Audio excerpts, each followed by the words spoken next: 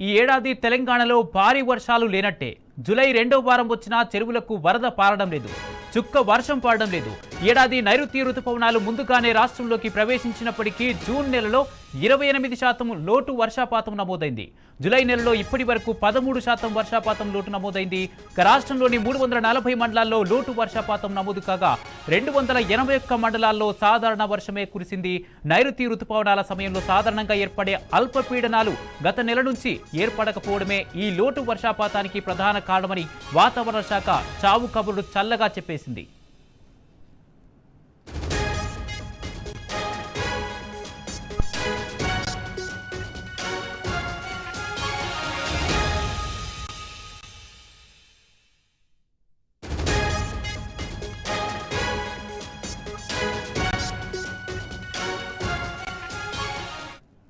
మే చివరి వారం నుంచి జూన్ మొదటి వారంలో వర్షాలు భారీగానే పడ్డాయి. దీంతో ఆరుకాలం శ్రమించే రైతన్నలు కొత్త పంటలు వేశారు. మొదట్లో వర్షాలు బాగానే పడినా రాను రాను చాలా చోట్ల వర్షాలు పడక ముఖం చాటేశాయి.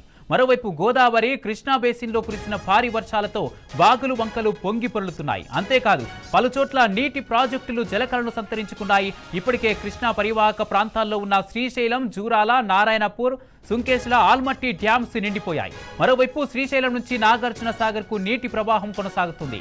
ఇప్పటి వరకు నల్గొండలో అత్యల్పంగా 50% వర్షపాతం నమోదైంది.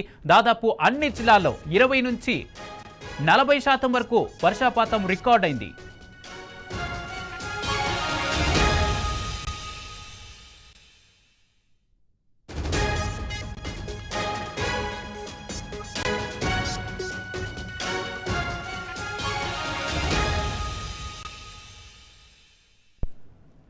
ఇదే అంశానికి సంబంధించి పూర్తి అప్డేట్స్ మా ప్రతినిధి అరవింద్ అందిస్తారు. అరవింద్, తెలంగాణలో నైరుతి రుతుపవనాలు ముందుగానే ప్రవేశించినప్పటికీ జూన్ నెలలో 28% లోటు వర్షపాతం నమోదైనట్టుగా తెలుస్తుంది. దీనికి సంబంధించి పూర్తి అప్డేట్స్ ఏంటి?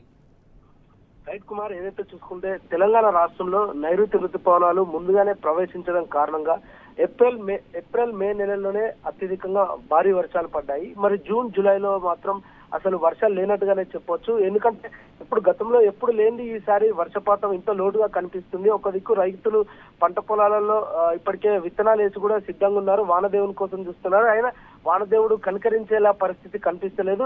కేవలం నల్ల మబ్బులు, మేఘాలే వస్తున్నాయి. తేలికపాటి వర్షమే, అది వారానికి ఒకసారి కొడుతుంది. కాబట్టి ఇప్పటికైతే వర్షాలు ఏం లేనట్టుగానే వాతావరణ అధికారులు ఇప్పటికే తెలిపారు. ప్రధానంగా చూసుకుంటే ఉత్తర భారతదేశంలో ఇప్పటికే భారీ నుండి అతి భారీ వర్షం పడడం వల్ల ఇప్పటికే ఆ వరద తెలంగాణ ప్రభావం మీద నుండి వైగంగా గోదావరి ప్రాజెక్టు మరియు శ్రీశైలం, జూరాల ఈ డ్యాములు మాత్రమే నిండాయి, కానీ వర్షపాతం మాత్రం ఎలాంటిగా నమోదు కాలేదు. ఈసారి ఏదైతే జూలై మాసంలో 28% లోటు వర్షం కూడా కనిపిస్తుంది.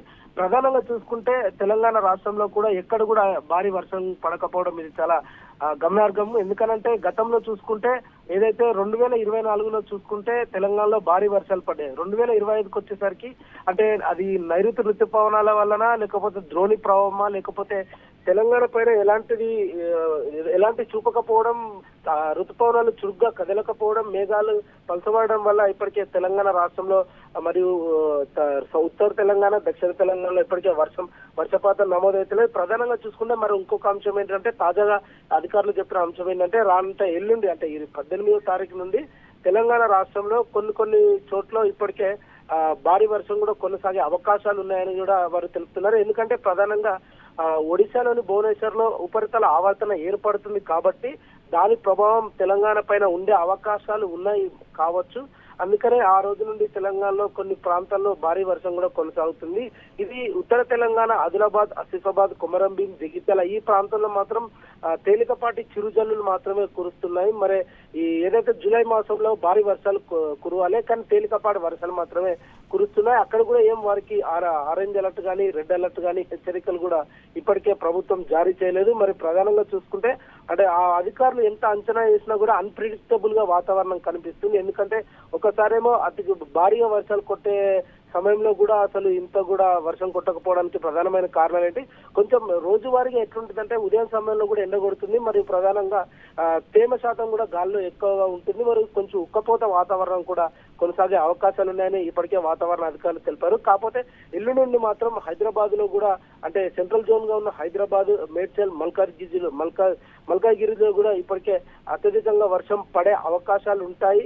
మేడ్చల్లో కూడా అదే పరిస్థితి కూడా కనిపిస్తుంది. వర్షాలు పడే అవకాశాలు లేని వాతావరణ అధికారులు ప్రధానంగా కొన్ని ప్రాంతాలకు ఇప్పటికే జిహెచ్ఎంసీ అధికారులతోని మరియు వాతావరణ అధికారులు ఇద్దరు సమీక్షించి కూర్చొని, అంటే ఇంకోటి ప్రధానంగా చూసుకుంటే సోషియో ఎకనామిక్ డెవలప్మెంట్ ఉంటుంది, అది కూడా ప్లానింగ్ డిపార్ట్మెంట్ తో వాళ్ళతో కూడా కూర్చొని చర్చలు జరిపి ఎప్పుడు వర్షపాతం పడుతుంది, ఎప్పుడు వర్షం ఎక్కువగా పడుతుంది, ఏ జిల్లాలు ఎఫెక్ట్ అవుతాయి, మరియు ఏ జిల్లాలు ఎఫెక్ట్ కావు, వీటికి హెచ్చరికలు జారీ చేయాలి, ఎంత వర్షపాతం నమోదవుతుంది, ఎన్ని సెంటీమీటర్ల వర్షపాతం నమోదవుతుందని ఇప్పటికే వాళ్ళు ప్రధానంగా కూర్చొని చర్చలు ఇప్పటికే జరిపారు. మరి ఈ భాగంగా చూసుకుంటే ఈరోజు 18 నుండి వర్షాలు కూడా ఎక్కువగా ఉండే అవకాశాలు ఉన్నాయి. ఎందుకంటే ద్రోణి ఒకటి ప్రభావిస్తుంది కాబట్టి, మరి ఆవర్తన కూడా, ఉపరితల ఆవర్తన కూడా దాని ప్రభావం తెలంగాణ పైన ఎక్కువగా ఉంటుందని వాతావరణ అధికారులు ఇప్పటికే తెలియజేశారు Kumar. Right, thank you Arvind. మొత్తంగా ఈ ఏడాది తెలంగాణలో భారీ వర్షాలు లేనట్టే.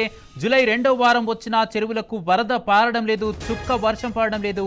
ఈ ఏడాది నైరుతి రుతుపవనాలు ముందుగానే రాష్ట్రంలోకి ప్రవేశించినప్పటికీ జూన్ నెలలో 28% లోటు వర్షపాతం నమోదైంది. జూలై నెలలో ఇప్పటి వరకు 13% వర్షపాతం లోటు నమోదైంది.